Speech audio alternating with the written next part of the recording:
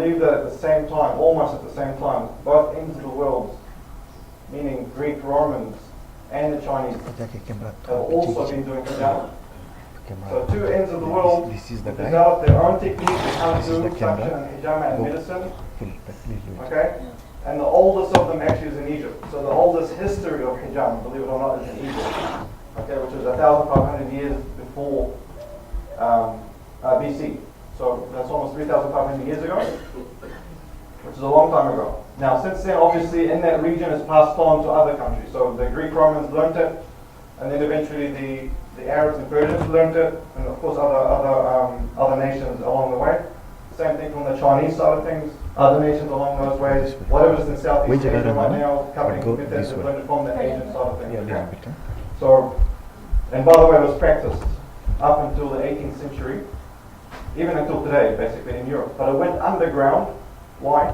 Because modern medicine kicked in. So modern medicine kicked in, it was exciting, it was all new. You know, people had the telescope, people can see what the blood is now, and all things like that.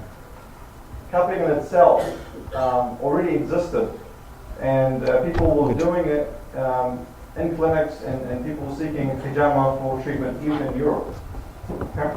Now this here, just to give you a bit of proof that this is a hieroglyphic, obviously, but I've seen this with my own eye, by the way. I've been to Egypt before. Obviously, you can see here, like, can you see in the bottom left, some cups, and all these are surgical tools. This is obviously quite a long time ago. We're talking about up to 1,500 years before. That's BC. Moving on. Okay. This is what I was trying to tell you before. So the system of hijama that we use today is a combination of sunnah points and hijama Chinese medicine diagnosis, just to be clear. So you need to understand that the Chinese have discovered all these points on the body thousands of years ago. All these points do different things for the body. So when I'm saying, for example, I'm treating a stomach problem, there are multiple points in the body that can treat a stomach problem. Now with hijama, same thing happens. According to the Chinese diagnosis, how do you treat the stomach problem? There are points here and there. So they'll be selected carefully according to the person's problem, and that's how you apply hijama to a person as well. And in saying so, you can do it in conjunction with the acupuncture, but it's almost the same system anyway. So you can either use a needle here, if you don't want to bleed a point, if it's not necessary to actually bleed a point, do a hijama on the point, you can alternatively use an acupuncture point. So both worlds can collide in the same treatment. Yeah. Moving on. This is some of the hijama points on the body. Now, a bit of history. I mean, inshallah, I'll have all this up on the website. A bit more detail on this. So Ibn Sina, for example, has achieved quite a lot in regards to hijama, and it kind of Islamicized hijama. So hijama became eventually even more spiritual. So when we say more spiritual, it kind of became in the sense of doing ruqya and introducing the idea of doing ruqya while you do hijama and reading Quran and things like that. A lot of Muslim scholars came along and enhanced hijama bit by bit. So hijama, the way it was at the beginning of the 1400 years, at the time of the Prophet ﷺ, it was different. Obviously, step by step, you know, you've got a lot more scholars than this who have studied medicine, the Greek medicine, all that. So they came along and they have added to what hijama is today, what prophetic medicine is actually today, is all to do with these scholars here. This is supposedly a picture of Ibn Sina right there and a few other. So Islam does have quite a good influence on medicine, yeah. In fact, I think in Harvard University in America, there's still Ibn al-Qayyim, I think, wrote a book, al-Qanun, the canon of medicine. So until now, people are studying Muslim scholars' writings on medicine. So this is in America, and one of the top 5 universities. So these scholars definitely had a big influence on medicine as well. Okay. Now just go to the beginning of how it became sunnah. So that the idea of hijama, just to give you a quick background, hijama as a medicine already existed in the time of the Prophet. So people were already getting treated by hijama. People were already doing hijama in the time of the Prophet as medicine, as you would go to physio today or as you go somewhere else for something else. It already existed. Okay? Yeah. So, the most important bit to understand here is the night journey is the Isra and Mi'raj on the way back from Jerusalem to Mecca. This was a journey that Rasulullah had to go through, and a lot of things happened on that journey. And inshallah, when you study the series, you'll understand a lot of things happened. So he was foretold a lot of things about the future, about the punishments, about certain things that Muslims need to, I guess, know. And one of them is, if you read these ahadith, it's very interesting. Along the way, so this is quite a big journey. The angels keep coming to him and telling him that hijama is upon your nation. Pretty much saying that hijama is recommended to your people. Hijama is the best medicine for your people. So much so, if you read the last hadith, including Jibreel has emphasized upon me to resort cupping to the extent that I fear that cupping will be made compulsory. So it's he almost felt like from how persistent these angels were about telling him that hijama is good for your people, almost became compulsory. He felt like it could have become compulsory because how persistent they were. But that's okay. So we're just going to move on to the next one. There's a lot of ahadith, by the way, about hijama. I've only selected a few, and there's actually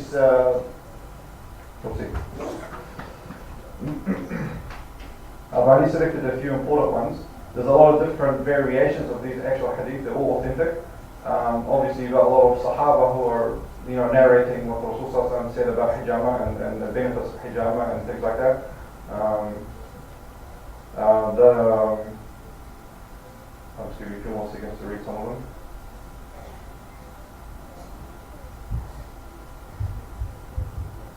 Okay. Moving on.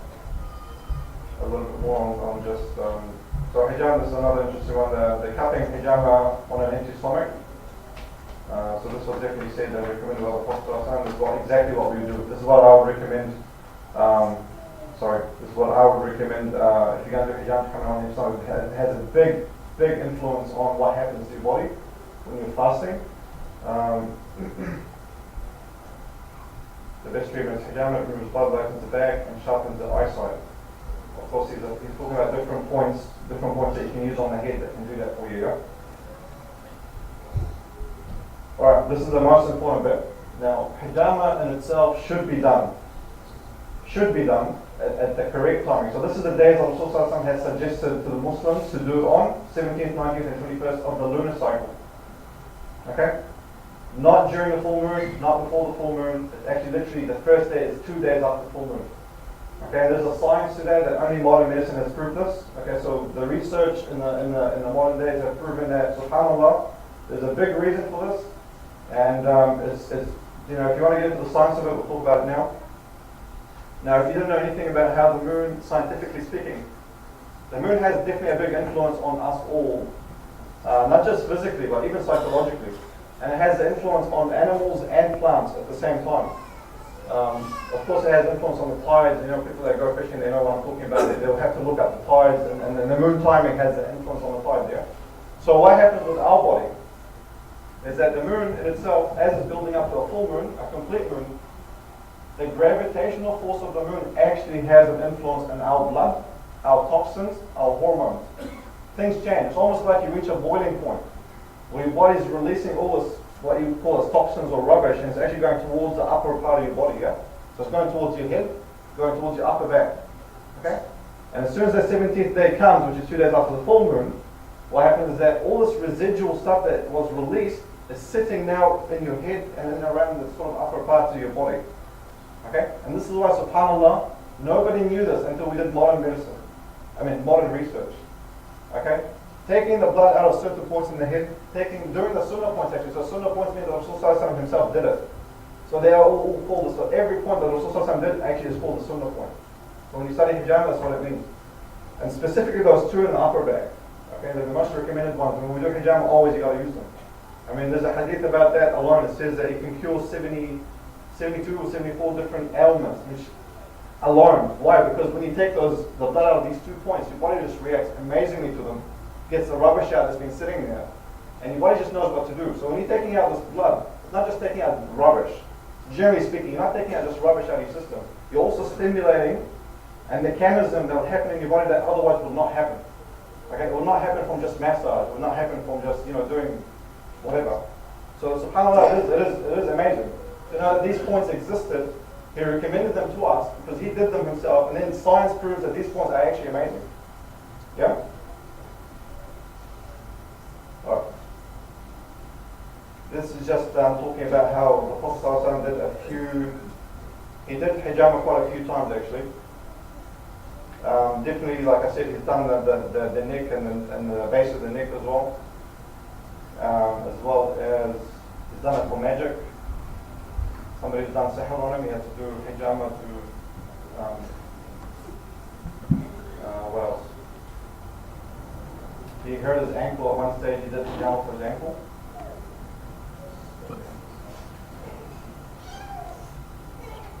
He's done a few on his head, obviously. Most of the head ones that he's done are actually the sunnah points, yeah. So if you ever want to do the head points, you want to shave your head, kind of like me. To get the full therapy, 1, 2, 3, 4 basically. So you do the 4 of them, amazing. Okay? Right, so you guys get the idea. Furthermore, just a bit more on headaches. He's definitely done it on magic. And once when he was poisoned, I don't know if you guys know the story about the Jewish woman who tried to poison him. So this is another hadith about that. Alright. Now, this is the sunnah and hijama. So there are rules to hijama, yeah? It's best to follow these rules to get the maximum benefit. So you can, start off with men and women are allowed to do the treatments, no matter how old you are or how young you are, okay? We're not just treating, like I said, pain. We're treating holistically, we're treating diseases, yeah? Hijama is capable of treating almost, I'm not saying everything, I'm saying almost everything. When it comes to serious, whatever disease that you have or problems. Now, again, the emphasis is the best day to do it 17, 19, 21. For a healthy person, supposedly, you can do it once or twice a year. Like, if you think you're so healthy and alhamdulillah, everything's fine, just doing it once a year is enough. Okay, it just gives you that extra boost that you never thought you would get. It gives you immunity. I recommend you actually do it before winter. It gives you, like the defense to carry on through winter without having any troubles, yeah? It's almost like you had a good dose of vitamin C. That's the sort of thing. It works on your immunity, makes you healthy. Somebody who has serious problems, you probably want to come more regular. Once a month, once every 2 weeks, it just depends. It depends on the diagnosis, depends on what the problem's going through.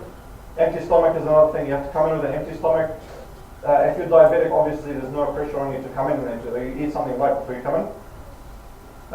Wusul and making wudu is another one. This is a bonus, obviously, because you're kind of coming in. It's not just a physical treatment. It's also kind of almost spiritual. It has a spirituality to it, yeah? Because you're going to do ruqyah for yourself. I usually tell people to do ruqyah for themselves. Reading a bit of Quran on themselves while they're getting the treatment. Just moving on. The benefits are pretty much endless. So this just explains how much happens when you do hijama. There's obviously a lot more than this. It's just as basic as it can get. Most people do feel amazing after having hijama done in the sense of relaxation, and then they do get a good night's sleep. That's almost a guarantee.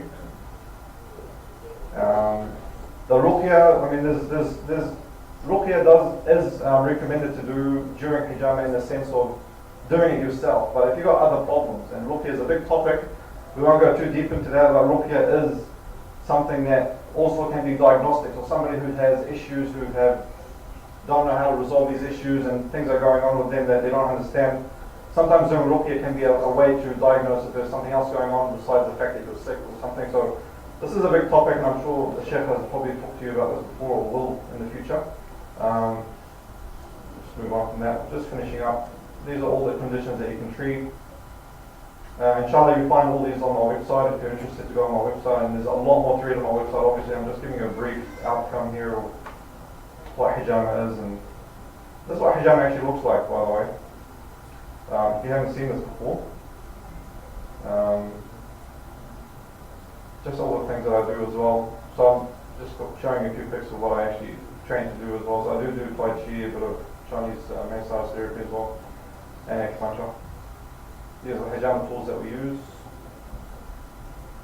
This is how we get the blood out basically, a bit of either blades or if you're sensitive to the blades, we actually use another way to do it.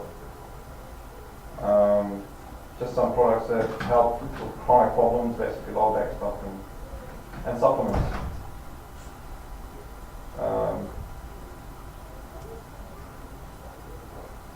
Alright, I'll just conclude by saying, inshallah, I hope you have benefited from this.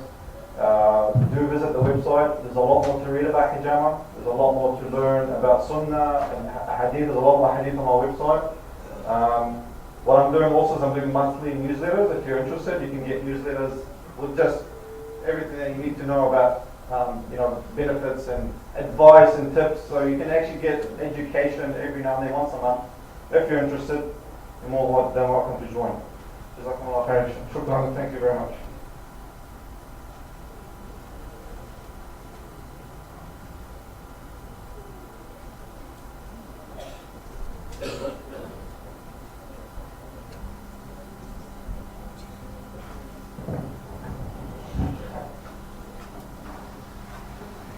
Jazakumullah khair, Brother Muhammad, for that. As I had told people earlier, maybe we haven't given you all the justification you need time-wise to go through this very large topic that you wanted to maybe discuss and let people know. That's why I suggested to Fawzan earlier, maybe we should call you maybe on a Zohar time or something on a weekend, and get people who are more interested in this to come and meet you and talk to you more about this topic.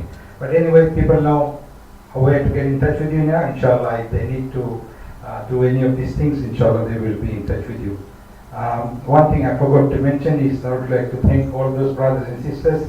I think the sponsorship today for the catering, etc., is done by several brothers and sisters. It's a combined effort. Jazakumullah khair for all brothers and sisters who have contributed in this holy cause in any particular way.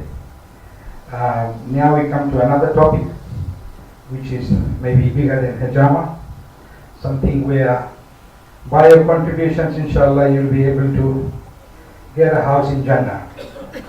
We are not talking anything more than, as you've seen in Masjid as-Salam, our new Masjid, inshallah, that has just been purchased, or the sales and purchase agreement has all been sorted out by the at-Taqwa Trust.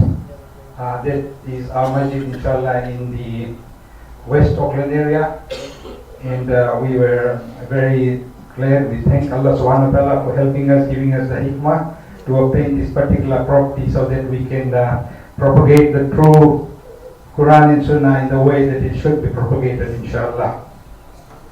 Brothers, I'm not able to disclose everything, but in brief, what the trustees have decided is that we should let you know what the total purchase price for this particular property is. It's $950,000, so almost $1 million.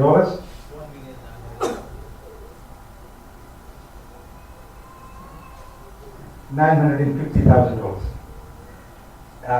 Of these $950,000, we have signed the papers that we will be paying the vendor $500,000, which is $500,000 by the 28th of February.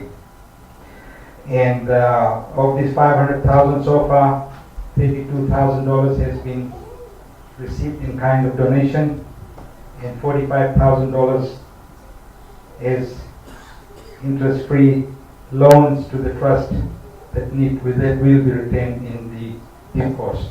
So brothers and sisters, as you know, this is just a little dent that we made so far, and we once again would ask you, as you have always done in the past, this is how we've been able to manage to buy these two properties here, inshallah. Once we start, Allah subhanahu wa ta'ala will give us the hikmah, and this is the way by which, like I've said, we make a house of Allah subhanahu wa ta'ala on this earth here. Allah subhanahu wa ta'ala will make us a house in Jannah, inshallah. So, just a brief sort of thing on this new property that we have bought. So, any pledges, any donations, brothers and sisters, please check Anwar, brother, please, myself, or Sheikh Ahmadullah, any of us. You can do it discreetly if you wish. The bank accounts are there available. But whatever you do, inshallah, Allah subhanahu wa ta'ala will give you the khair in the hereafter, and here in dunya as well. Without further ado, now I'll call upon Sheikh Kababa for his lecture tonight. That will be followed by whatever time is left by Sheikh Anwar and questions and answers regarding any of the topics that have been said during tonight's sessions. Jazakumullah khair. Assalamu alaikum wa rahmatullahi wa barakatuh.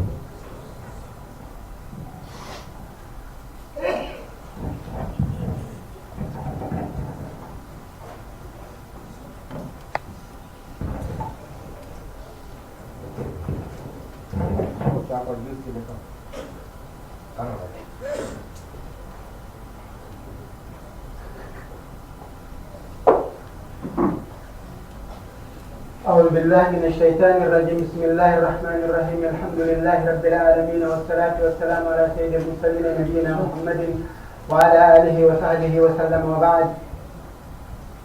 Brothers and sisters, Assalamu alaikum wa rahmatullahi ta'ala wa barakatuh. My topic tonight is the danger of our eyes. The danger of our eyes. قال الله تعالى في محكم تنزيله بعد أعوذ بالله من الشيطان الرجيم. بسم الله الرحمن الرحيم. قل للمؤمنين يغضوا من أبصارهم ويحفظوا فروجهم ذلك أزكى لهم إن الله خبير بما يصنعون. سورة النور آية number 30. Tell the believing men to lower their gaze from looking at the forbidden things and protect their private parts from illegal sexual acts. That is clear for them. Verily Allah is well acquainted with what they do. This verse is in Surah An-Nur. The reason I have chosen this topic is that sometimes my iman comes so weak, so I forget what to look at and what not to look at. Let's face it, it is a big jihad.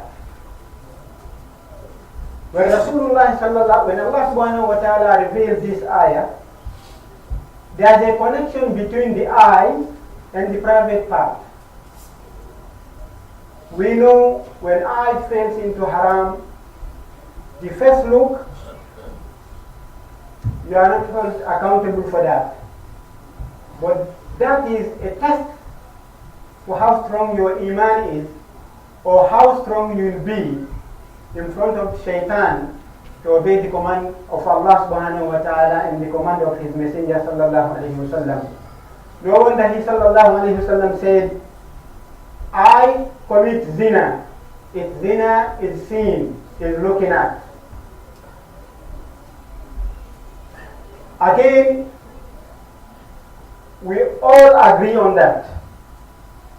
TVs, magazines, papers, TV advertisements.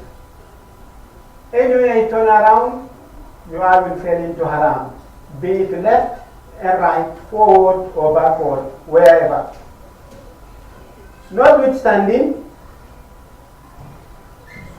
programs such as Big Brother, Shortline Streets, Outrageous Fortune, and other stupid reality TV shows like The Bachelor, these can be what at your fingertips. I'm not saying we are to do, but I'm just reminding myself and you so that we can be careful and understand and supervise ourselves, our husbands, our wives, our sons and our daughters.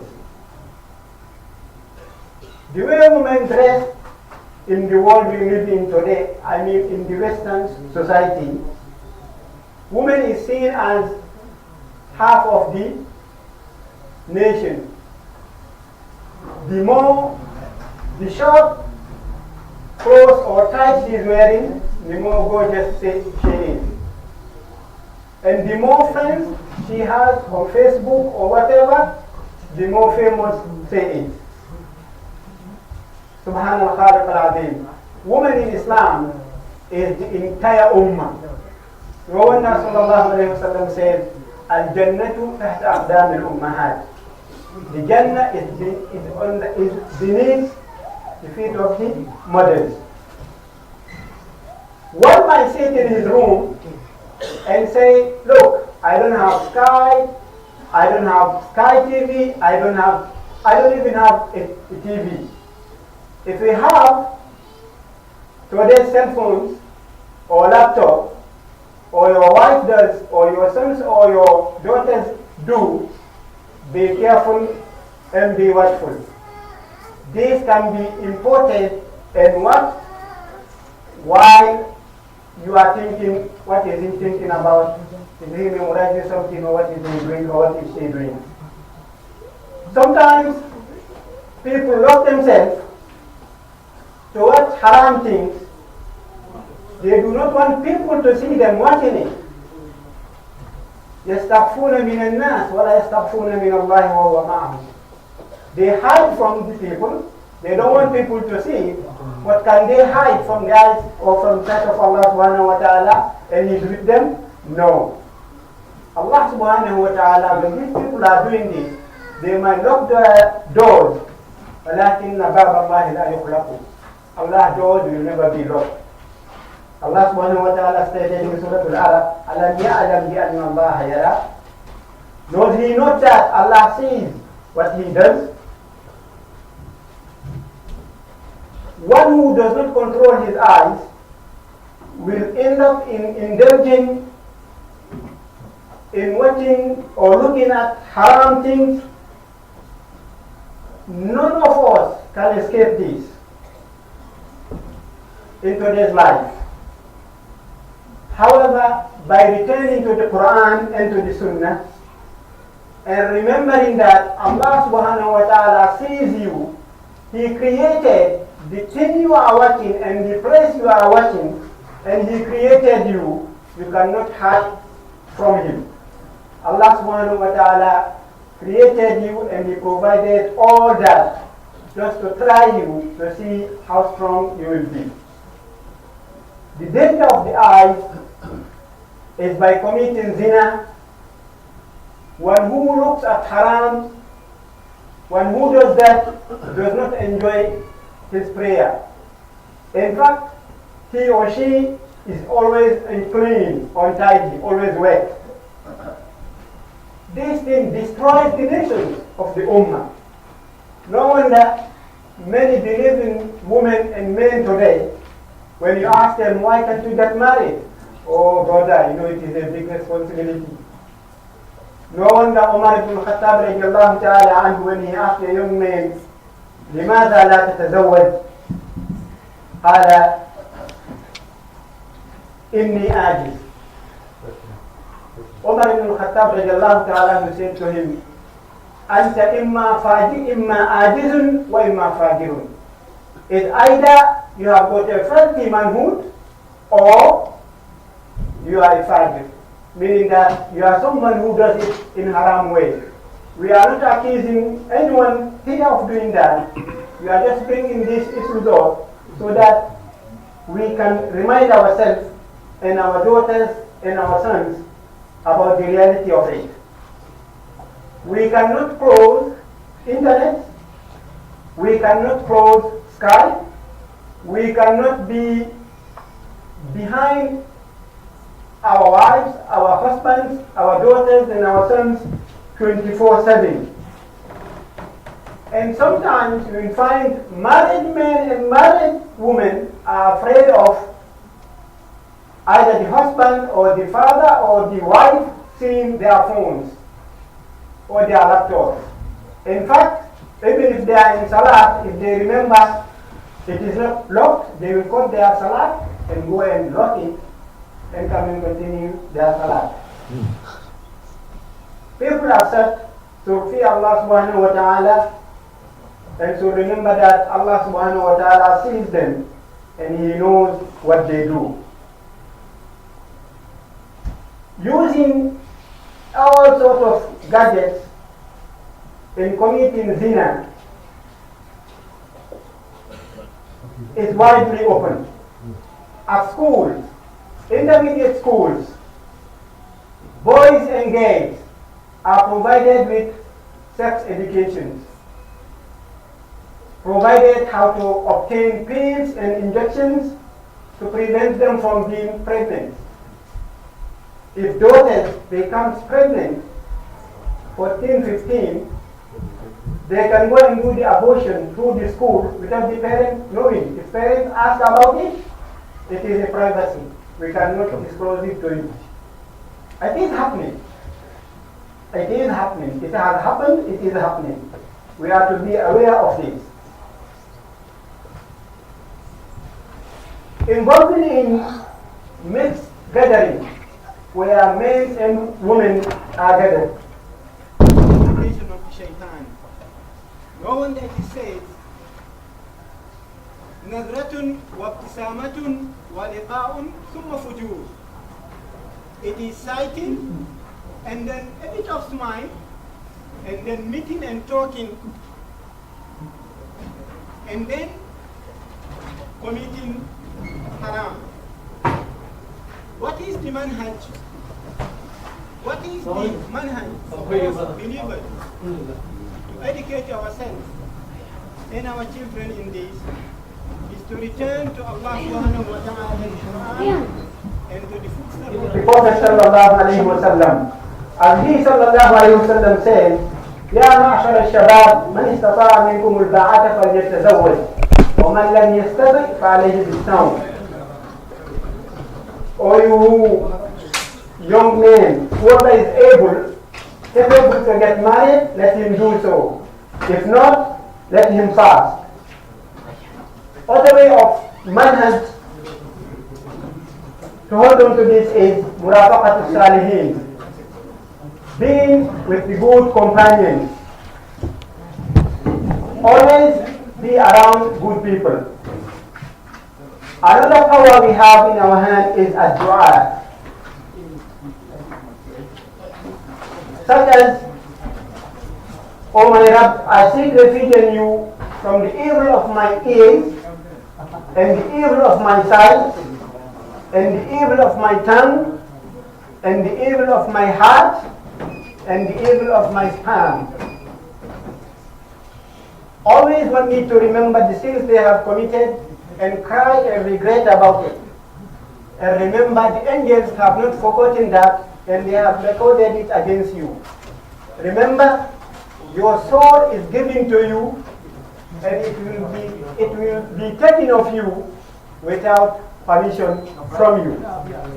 Remember, days and night goes by.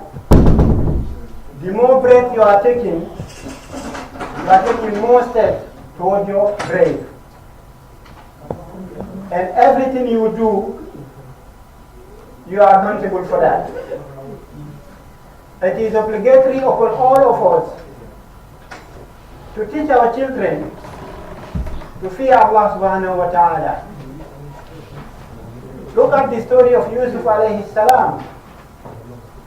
When Imratul Aziz called him, she said, قالت حيث لك قال معاذ الله إنه ربي أحسن مثواي إنه لا يفلح الظالمون. And she in whose house he was, sought to seduce him to do an evil act. And she closed the doors and said, come on, O you. He said, I seek refuge in Allah, or Allah forbid. Truly, he, your husband, is my master. He made my living in a great comfort, so I will never betray him. Very wrong doers, wrong and evil doers will never be successful. Also, we need to treat the boys, our boys and our daughters, at the same stage. Sometimes some parents do mistake by saying, I will only protect the girls because they have got everything to lose. The boys, they can roam around and do whatever they want. They have nothing to lose. That is wrong. That is like telling someone, dropping him into the river and saying to him, as it says in Arabic, رَمَاهُ فِي الْيَمِّ مَكْتُوفَ الْيَدَيْنِ وَقَالَ لَهُ إِيَّاكَ أَن تَبْتَلَّ. You tie him up, drop him in the sea and say, hey, be careful, don't be wet. Also, frequently making wudu. ثبت أن النبي صلى الله عليه وسلم قال بين أن الذنوب تغسل بالوضوء وتذهب مع الماء أو مع آخر قطرة الماء، وأنه إذا تودع المؤمن فغسل وجهه خرجت كل خطيئة نزلت إليه الناس مع الماء أو مع آخر قطرة الماء حتى تخرج من تحت أشعار عينيه إلى آخر الحديث. Whenever one performs wudu and washes his face or her face, that water cleans the sins committed by the eye falling into haram. We also know by looking to haram, we lead into listening to haram, such as music. Allah subhanahu wa ta'ala warned us on that, and He said, وَمِنَ النَّاسِ مَنْ يَشْتَرِي لَهْوَ الْحَدِيثِ لِيُضِلَّ النَّاسَ لِيُضِلَّ عَنْ سَبِيلِ اللَّهِ بِغَيْرِ عِلْمٍ وَيَتَّخِذَهَا هُزُوًا أُولَئِكَ لَهُمْ عَذَابٌ مُهِينٌ. And of mankind is he who purchases idle talk, music, singing, to mislead people from the path of Allah without knowledge, and takes it, meaning taking the path of Allah or the verses of the Quran, a way of mockery. For such, there will be a humiliating torment for them on the day of judgment. Brothers and sisters, I remind myself and you all of this topic because of the danger of sighting or eyes falling into haram. We need to be very careful. We need to be controlling of ourselves and also of our family members and our sons and our daughters. We are to be aware of what they watch or what they do or whom they are talking to. Otherwise, a fitna will come and it will hit us at a time it is too late. We cannot repair what's been damaged. I pray to Allah subhanahu wa ta'ala to keep us protected from evil eyes and also from the badness of our eyes. May Allah subhanahu wa ta'ala protect us and our body parts from haram. اللهم أرنا الحق حقا وارزقنا اتباعه وأرنا الباطل باطلا وارزقنا اجتنابه سبحانك اللهم وبحمدك نشهد أن لا إله إلا أنت نستغفرك ونتوب إليك. I just answer to this question, Chapter. Sheikh Kababa, music has become a such. Yep. A question to me about music. Music is haram. Clearly, as I stated here, as Allah subhanahu wa ta'ala stated in Surah Luqman. Look at it in Surah Luqman, between ayah number 5 to number 7 or closer to that, says, sometimes people underestimate or say, where it is mentioned in the Quran to say music is haram. This is one of the verses. And we should not challenge Allah subhanahu wa ta'ala when Allah subhanahu wa ta'ala prohibits us from doing something. He does it for our own good. Music is haram. Anyone who says music is allowed or music or try to beat around the bush, I would be very careful about it, because in the akhirah I'll be responsible for my own act, and the person who is giving me that so-called fatwa, allowing it to happen, wouldn't know if I exist. Even if he does know, he will not save himself, let alone me or others whom he is not even related to. سبحانك اللهم وبحمدك نشهد أن لا إله إلا أنت نستغفرك ونتوب إليك والسلام عليكم ورحمة الله تعالى وبركاته. Jazakumullah khair, Sheikh Kababa, for this very enlightening, very thoughtful lecture at this time and age. What we are going through for our children, for all ourselves, a very timely reminder. Jazakumullah khair for that. Before I forget, just two things before I call upon Sheikh to conclude the evening's program. Firstly, I'd like to welcome our trustee brother Muntazim Khan, who's been away in Palmerston North for the last few years. He's back in Auckland. So welcome back, Mun, and I'm sure you will be a most helpful member of our trust here. Secondly, just brothers, don't mind me saying this, but just like to remind, that door is only for the imam to come and go through. Please don't use the door. It's not for all of us to be using it. That is the reason the door has been made, so the imam can come in and go out when he feels like. Everybody else, there's a big doorway there. So please don't mind me saying it, but we have very important things like there, as well as that the door was specifically made for the imam. So please can we adhere to that. Jazakumullah khair. Call upon the Sheikh now to conclude tonight's program. Jazakumullah khair. Assalamu alaikum wa rahmatullahi wa barakatuh.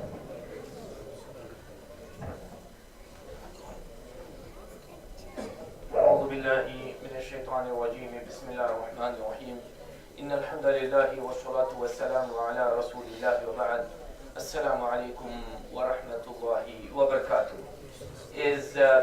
The text has gone around it, you must have seen it, that tonight is not my night, chosen with discussion by the Mashayikh that they should be the ones speaking for the night, and with the new presentation, which is quite different from what we may have been used to, but because there is still 5 minutes to Iqamah, and in Masjid Taqwa we benefit from each second given to us by Allah subhanahu wa ta'ala. That's why I have stood here.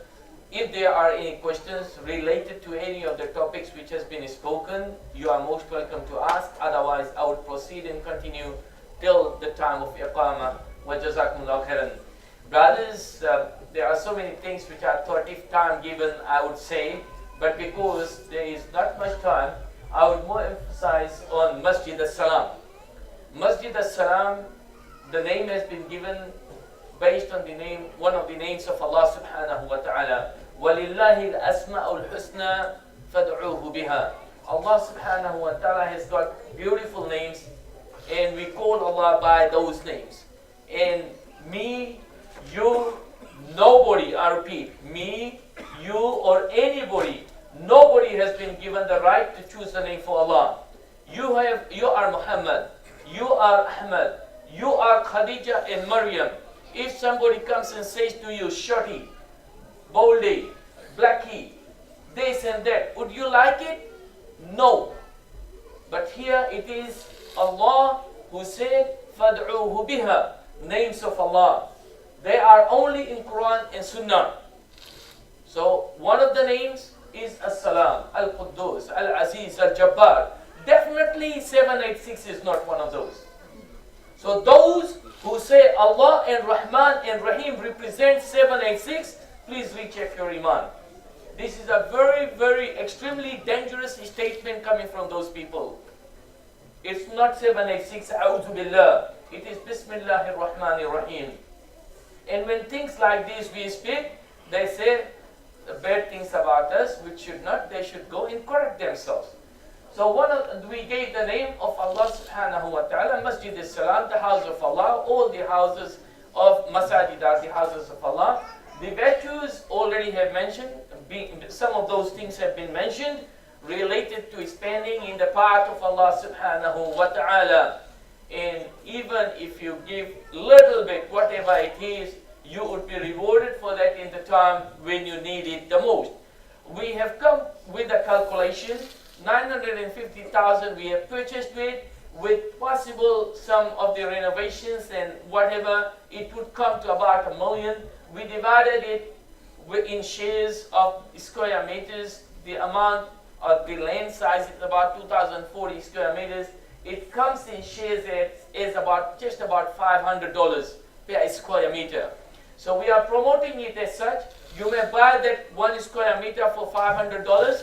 Already more than 60 shares has been bought, and there are still many shares to come. We have given it as 2,000 shares. So you may buy a share, you might buy half a share, you may buy hundreds of shares.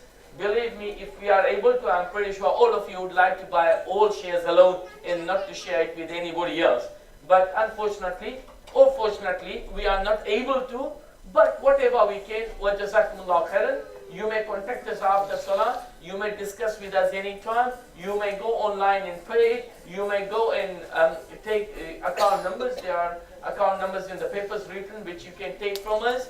In any way, you are able to go for it and pay and help us out. Also, we are looking for loans, because in this short term, we may not be able to meet the requirements or the amount which we need. Jazakumullah khairan, most welcome, whatever you can. Allah subhanahu, even if we forget, Allah is never going to forget. Wa jazakumullah khairan for listening for so long, almost for 2 hours, and Allah is definitely going to reward you all for that. And special thanks also for the sisters trying to control their children, so that those who are want to listen, which all of you are also part of that, controlling your children. May Allah bless you all for that. وجزاكم الله خيرا.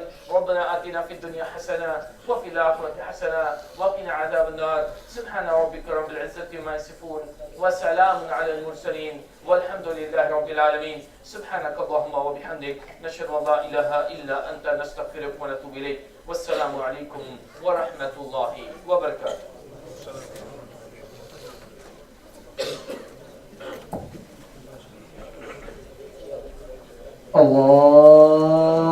الله أكبر الله أكبر الله أكبر الله أكبر أشهد أن لا إله إلا الله